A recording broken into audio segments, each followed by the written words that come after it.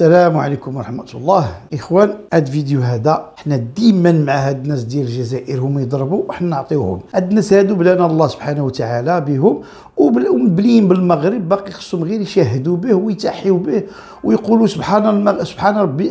ما التسبيح يقولوا، بقاو يقولوا مروك مروك مروك ومروك ومروك وشي حاجه بحال هيدا. هاد الناس هادو الله يهديهم.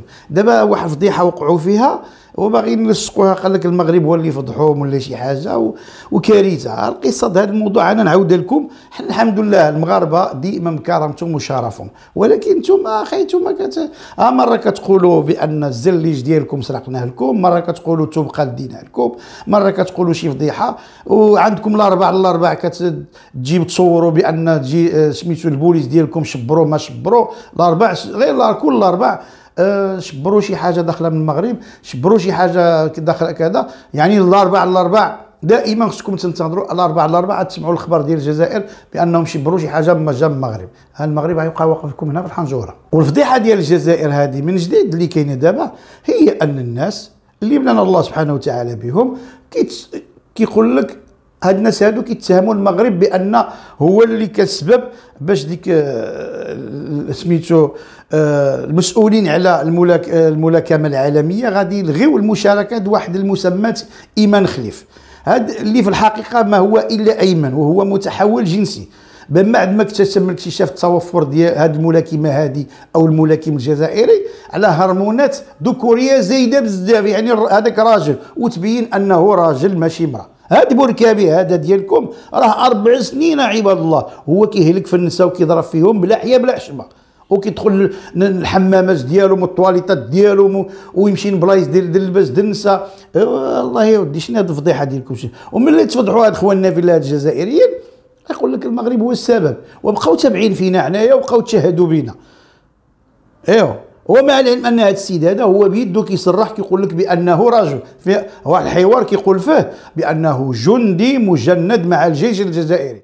2017 تما حنا دراري صغار. مشروع شاف فيك مشروع؟ شاف كان يشوف فيا مشروع بطل اولمبي. انا جندي، انا مجند، انا كل شيء من اجلك يا جزائر، من اجلك يا جزائر. وهو اللي كيعترف اخوتي، ماشي المغرب عمل لكم شي حاجه. وكونوا رجال الحمد لله، حنايا عندنا كل ميدان بالناس ديالو.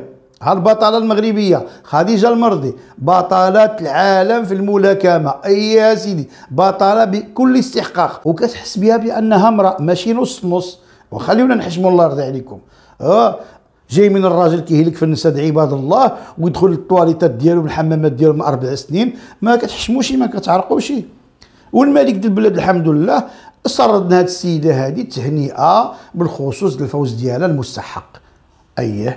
ونزيد لكم واحد الحاجه اخرى، الكراغله غادي تزيد تقهركم.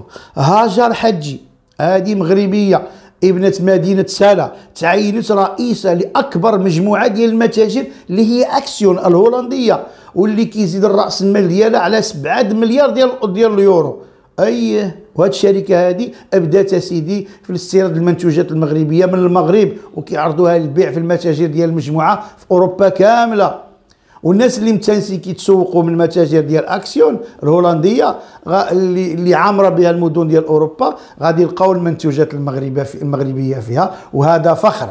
هاد السيده هذه المغربيه اللي تبارك الله عليها ما شاء الله عليها ولات هي الرئيسه ديال المجموعه ككل، مجموعه متاجر اكسيون الهولنديه، كانت التحقت بالمجموعه عندها 18 عام كبائعه، وملي عملت 41 عام رجعت رئيسه للمجموعه بالكامل.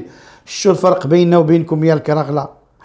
حنا كل واحد كيبقى في صباغته. وهذيك حاجه اخرى مهمه، واحد الفريق في مصر الشقيقه سميتو نادي الرجاء لمطروح. يا سيدي سميتو نادي الرجاء لمطروح، وماشي غير هيدا، لابسين القميص المغربي كيف كتشوفوا. وهذا واحد الفخر لنا ودليل على المحبه ديال الاخوه المصريين الاشقاء لبلدهم الثاني، وما كرهوش يكونوا مغاربه. شو الكراغله، شو العظمه اللي فيها المغرب. وهذا هكذا غيبقى المغرب شوكه في حلقكم. والله يهديكم ويرد بكم الطريق الخير. شو المغرب غير الفريق الوطني تبارك الله على انجاز عمل. اول انتصار لفريق عربي على فريق البرازيل نهار اللي ظهرت الكره هو الفريق المغربي. شوف قطر فين وصل، شو بزاف د الحوايج. نتوما تابعين غير في الخوه الخاوي شي حوايج اللي ما عندها لا قع ولا راس. اقسم بالله زعما كنستغرب منكم. ها الزليج، ها توبقل، ها وجده، هذا ها الاربع، وحشموا شويش الله يرضي عليكم. نتوما كتجبدونا عليكم، اما حنا ما عندنا غرض بكم. والسلام عليكم ورحمه الله.